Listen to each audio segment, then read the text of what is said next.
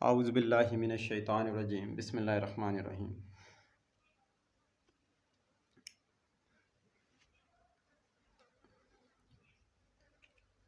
मैं एक टीचर हूँ और लाहौर सब्ज़ाज़ार मेरी रिहाइश है। मेरा नाम मास्टर मलिक है और ये मेरा फ़ोन नंबर है 0325 98 97 140।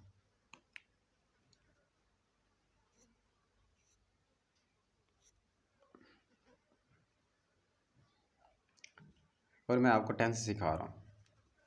आज हम पैसे वाइज का तीसरा टेंस करेंगे। जी, सबसे पहले ये देखें कि हर टेंस में ना 6 तरह के फ़िक्रे होते हैं। एक सादा होगा, यानी कि मैं रात में एक किताब पढ़ता हूँ, ये सादा। दूसरा मनफी होगा, मैं रात में एक किताब नहीं पढ़ता हूँ। तीसरा मनफी सवालिया, क्या मैं रात में एक किताब पढ़ता हूँ। फिर मनफी सवालिया, क्या मैं रात में एक किताब नहीं पढ़ता हूँ। 5वें नंबर पर WH सवालिया, क्यों मैं रात में एक किताब पढ़ता हूँ। WH कहते हैं, WH से शुरू हो, यानी कि वाई, वट, विच वगैरह। आपको शुरू से ना वीडियो सारी देखनी चाहिए, फिर ये बात को समझ में आएगी। ये देखें, ये WH फैमिली की, ये हमेशा सवालिया फ़िक्रे के शुरू में ये आए तो ये WH सवालिया बन जाता है। ये मनफी WH मनफी सवालिया, क्यों नहीं मैं रात में एक किताब पढ़ता हूँ। ये एक्टिव है, इनके हम पैसे भी बनाएंगे, पैसे वाइज भी बनाएंगे, ठीक है। अब मैं इनमें से आपको समझाने लगा क्या था। सब्जेक्ट यानी काम करने वाला, फिर हेल्पिंग वर्ब ज़माना, मेन वर्ब काम, ऑब्जेक्ट जिस पे काम हो, अदर वर्ड इनके अलावा जो वक्त या जगह शो करें, ये होते हैं अदर वर्ड। अदर वर्ड वो कोई नाउन हो सकता है, कोई एडवर्ब हो सकता है, प्रपोजिशन हो सकता है, कंजक्शन हो सकता है, आर्टिकल हो सकता है और एडजेक्टिव हो सकता है। यहाँ आपको स्ट्रक्चर सिखा रहा हूँ। ये स्ट्रक्चर देखें, इन्हें बनाने का तरीका क्या है। सबसे पहले सब्जेक्ट लिखा जाएगा, ये डायरेक्ट फ़िक्रे की, सादे फ़िक्रे की बात कर रहा हूँ। फिर उनसे पैसिवाइज भी बना एक्टिवाइज, फिर पैसिवाइज भी बनाएंगे इनके। ये सब्जेक्ट है, काम करने वाले को सब्जेक्ट कहते हैं। हेल्पिंग वर्ब यानी कि ज़माना, काम क्या होता है, मेन वर्ब इसे काम कहते हैं। ये जो एक्शन करना है हमने, वो वर्ब 1 भी हो सकती है, 2 3 भी हो सकती है, 1 2 3, ठीक है। वो आगे आपको बताऊँ कहाँ कहाँ लगाते हैं। ऑब्जेक्ट जिस पर काम हो, अदर वर्ड यानी कि इनके अलावा। ये सादा फ़िक्रे का स्ट्रक्चर है।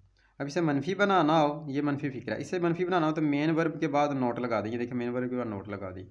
और इसे ही हमने सवालिया बनाना हो, सादे को ज़हन में रखें। इसे सवालिया बनाना हो तो हेल्पिंग वर्ब को पहले ले आएँ और सब्जेक्ट को दूसरा नंबर पर लाएँ, ये सवालिया बन जाएगा।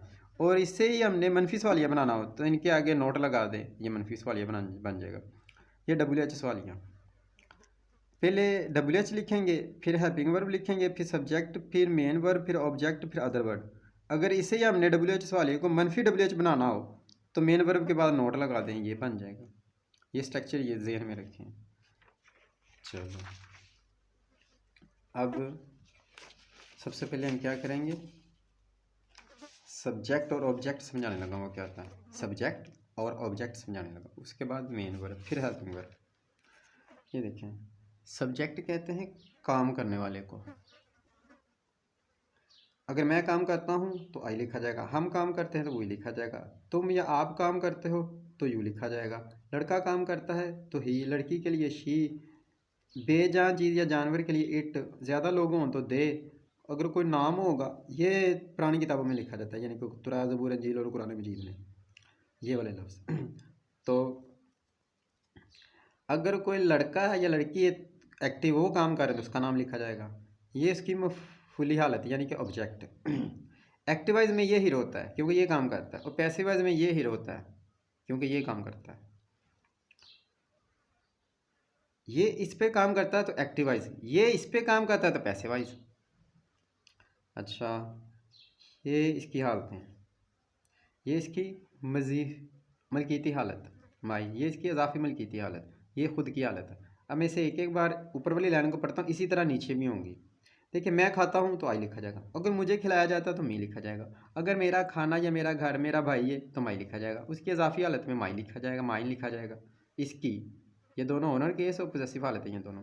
अगर वो सेल्फ खुद की हालत है तो माई सेल्फ लिखा जाएगा। ठीक हो गया। ये मैंने आपको इस पेज से ये चीज़ें सब्जेक्ट और ऑब्जेक्ट समझाया। अब मैं आपको मेन वर्ब समझाने लगा। ये है मेन वर्ब।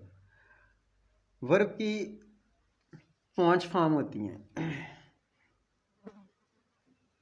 ये फर्स्ट फॉर्म, ये सेकंड, ये थर्ड फॉर्म, और फोर्थ फॉर्म होती है जिसे आईएनजी लगा दें, और 5 होती है जिस पे ईएस लगा दें। ये फर्स्ट फॉर्म है ड्राइव, सेकंड ड्रॉप और third driven. Drive, drop, driven यानी कि चलाना या हाँकना।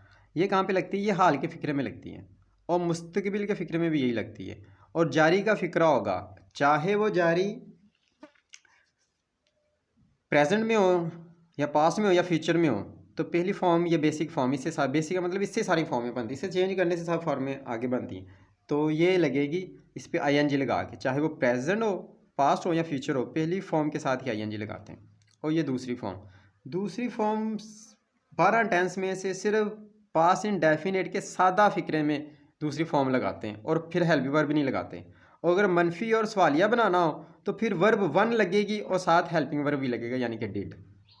और तीसरी फॉर्म एक्टिव वाइज में जो परफेक्ट के फ़िक्रे होंगे ना, यानी कि प्रेजेंट परफेक्ट, पास्ट परफेक्ट और फ्यूचर परफेक्ट, वहाँ पे मुकम्मल के जो फ़िक्रे होंगे वहाँ पे वर्ब 3 आएगी। ये एक्टिव वाइज की बात कर रहा हूँ। और पैसिव वाइज में तमाम फ़िक्रों में, तमाम टेंस में वर्ब 3 होगी, ये होगी वर्ब भी। अब ये हो गए 12 टेंस। ये टेंस 1 नंबर, ये इसका हेल्पिंग वर्ब, ये इसका मेन वर्ब, ये इसका 2 नंबर, 3 नंबर टेंस, ये 4 नंबर, 5 नंबर, 6, ये 7, 8, ये गुड लगे भैया, हमने कर लिए हमें। ये 12 टेंस। अब ये एक्टिवाइज के हेल्पिंग वर्ब है। अब पैसिवाइज क्या होता है? पैसिवाइज और इनमें फ़र्क क्या होता है? पैसिवाइज के हेल्पिंग वर्ब, पैसिवाइज के टेंस 8 होते हैं। ये देखें, इसके 12 टेंस 12 लिखे हुए हैं और इसमें 8 लिखे हुए हैं। ये नीचे वाले 3 काट दिए क्योंकि इनका पैसिवाइज नहीं बनता, और इसका भी पैसिवाइज नहीं बनता। अब उनके और इनके हेल्पिंग वर्ब में क्या फ़र्क है? ये एक्टिवाइज का हेल्पिंग वर्ब है, ये पैसिवाइज का है। अब फ़र्क क्या है?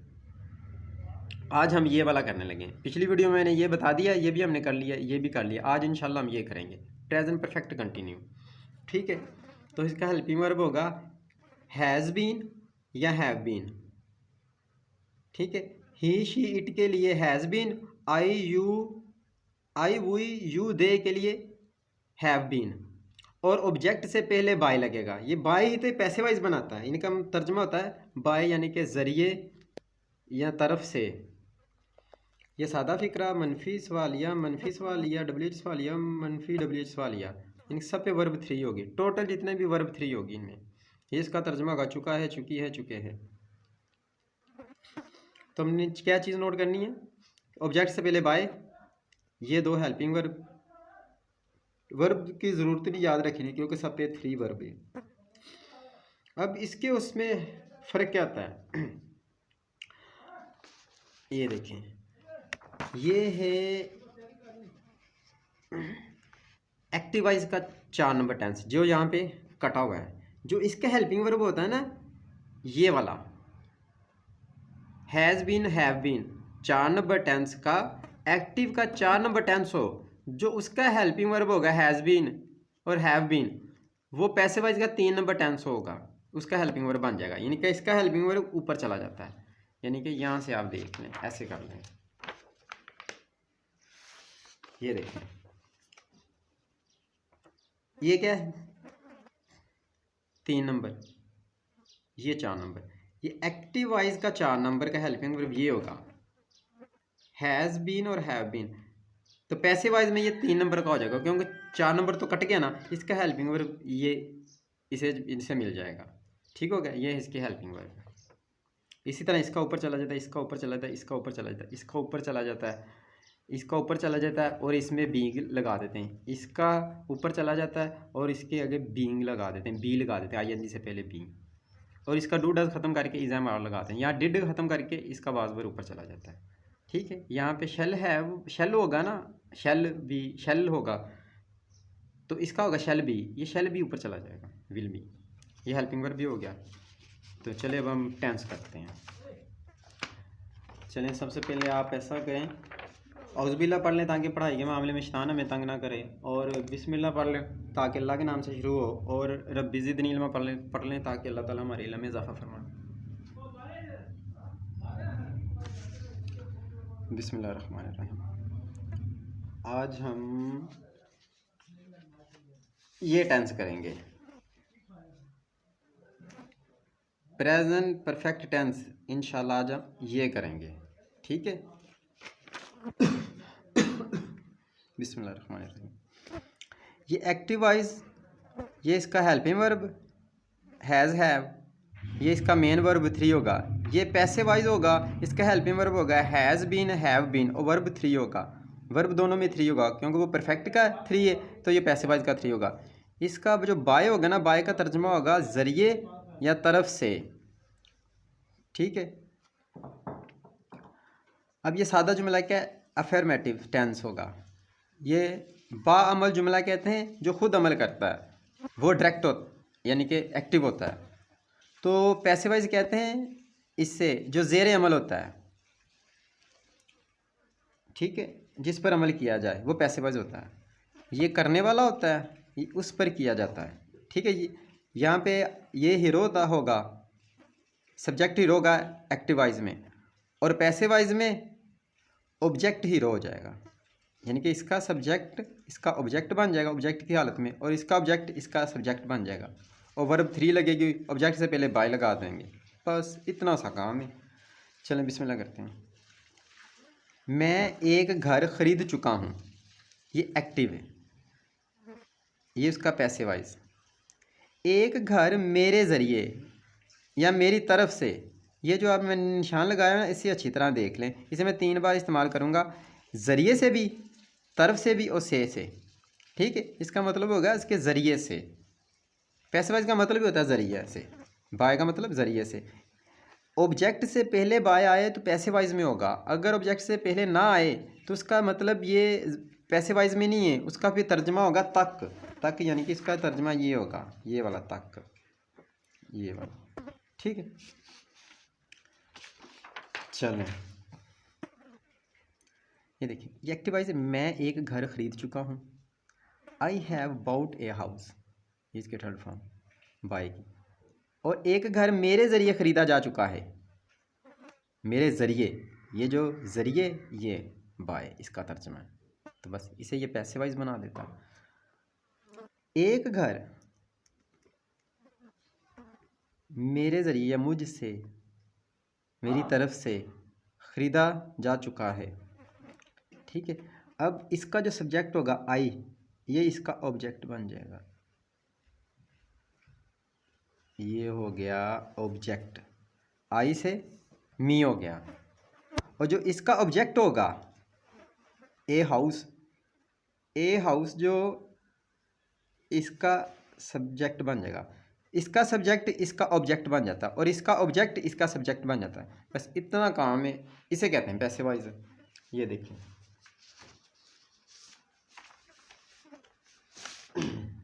ये देखिए, आई अगर सब्जेक्ट है तो इसका पैसिव वॉइस क्या है, मी, ऑब्जेक्ट। तो ये देखें, ये सब्जेक्ट है, ये इसका ऑब्जेक्ट है, ये सब्जेक्ट लिखा है एस से सब्जेक्ट, ओ से ऑब्जेक्ट। इसी तरह ये वही सब्जेक्ट है, तो इसका ऑब्जेक्ट क्या होगा, वही सब्जेक्ट है, एस से सब्जेक्ट, तो ओ से ऑब्जेक्ट, तो इसका ऑब्जेक्ट क्या होगा, ये देखें, वही का ऑब्जेक्ट अस, ये देखिए, वही से अस, ये ज़हन में रखें। अच्छा, अब हम नीचे वाला करते हैं, ठीक है। बिस्मिल्लाहिर्रहमानिर्रहीम। ये हम मनफी जुमला करने लगे हैं, तो इसमें नोट लगा देंगे, वो मनफी बन जाएगा। एक्टिव वॉइस है, पहला एक्टिव वॉइस होगा, दूसरा पैसिव वॉइस होगा। ये नीचे जो निशान लगे हैं ये सब पैसिव वॉइस हैं, जिनमें बाय होगा।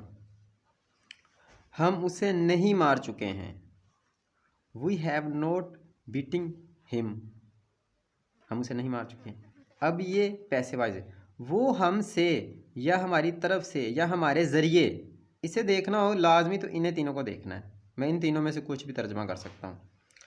वो हमसे नहीं मारे जा चुके हैं, या हमारे ज़रिए नहीं मारे जा चुके हैं, वो हमारे ज़रिए नहीं मारा जा चुका है, he has not been beating by us. अब सवालिया जुमला क्या होगा? हेल्पिंग वर्ब को पहले ले आएंगे, सब्जेक्ट को बाद में ले आएंगे, वो सवालिया बन जाएगा। इसलिए आपको शुरू से टेंस देखने की लाजमी चाहिए, क्योंकि जब तक आपको एक्टिव वाइज नहीं पता होगा फिर नहीं समझ आएगी कि उसका पैसिव वाइज कैसे बनाना है। सबसे पहले असूल यही कि आप सबसे पहले एक्टिव सीखें। तो 15-15 मिनट की वीडियो आप आराम से सीख लेंगे, 12 टेंस में हर वीडियो 15 मिनट की। चलो अब इसे करते हैं हम। सवालिया, क्या वो शेर को मार चुका है? इसकी English, has he killed the lion. इसका पैसिव वाइज क्या होगा? क्या शेर उसके ज़रिए मारा जा चुका है या उसकी तरफ से मारा जा चुका है? इसका ये इसका स्ट्रक्चर, ये इसका स्ट्रक्चर एक्टिवाइज का मैंने इसके ऊपर ही लिखा हुआ है, पैसिवाइज का स्ट्रक्चर भी इसके ऊपर लिखा हुआ है। स्ट्रक्चर याद कर लें बस। Has the lion been killed by him. अब मनफी सवालिया, मनफी सवालिया क्या होगा? ये इसकी इंग्लिश सामने लिखी होगी, देख लें आप। ये इसका लिखा होगा सामने, ये इसकी इंग्लिश सामने, ये इसका तर्जमा सामने, ये इसका ज़ेर अमल बनाने का तरीका, ये इसकी इंग्लिश, ये इसका तर्जमा, इसी तरह सब का इस तरफ लिखा होगा, सारे इसी तरह ही हैं। ये क्या हम उसे नहीं मार चुके हैं? Have we not beaten him. अब इसका पैसिव वॉइस क्या होगा? क्या वो हमारे ज़रिए नहीं मारा जा चुका है या हमारी तरफ से नहीं मारा जा चुका है? Has he not been eating beaten, beaten by us. अच्छा जी, अब इसका WH सवालिया। अब WH सवालिया क्या होता है ये देख लें आप। WH सवालिया ये होते हैं जो WH फैमिली के हों, यानी कि why, who, what, whose, whom, how much, how many, how long, when, where, which वगैरह। ठीक है, ये असल सवालिया, ये जो सवालिया होगा ना, इससे पहले WH लगा दें तो वो ये WH सवालिया बन जाता है। ठीक है, ये हो गया। क्यों वो शेर को मार चुका हो, क्यों वो शेर को मार चुका है, ये एक्टिव है। अब पैसे क्या होगा? क्यों शेर उसके ज़रिए मारा जा चुका है। अब इसकी एक्टिव की इंग्लिश होगी why has he killed the line. Passive voice की इंग्लिश होगी why has the line been killed by him. अब यहाँ पे जगह नहीं है, पेज छोटा था और यहाँ पे छठा भी लिखना था। इसका WH सवालिया, ये WH सवालिया का मनफी भी लिखना था, यानी कि नोट। अगर इसके अंदर हम नोट लगा देंगे एक्टिव में भी और पैसे में भी, तो ये बन जाएगा सिर्फ नोट लगाने से। यानी कि इसका तर्जमा होगा क्यों वो शेर को नहीं मारा जा, क्यों वो शेर को नहीं मार चुका है। ये छठा नंबर होगा एक्टिव। अब छठे नंबर का पैसिव क्या होगा? वो इसका बना देंगे, इसमें नोट लगा देंगे नहीं, क्यों नहीं शेर उसके ज़रिए मारा जा चुका है, ये इसका हो गया। तो आज हमने ये भी टेंस कर लिया।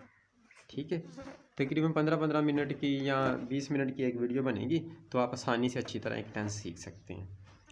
बस आपको ये अच्छी तरह बस ये पता होना चाहिए, हेल्पिंग वर्ब बस देख लें कि कौन सा एक्टिव वाइज से कौन सा पैसिव वाइज बनता है, वो सबसे पहली वीडियो मैंने अच्छी तरह समझाया होगा।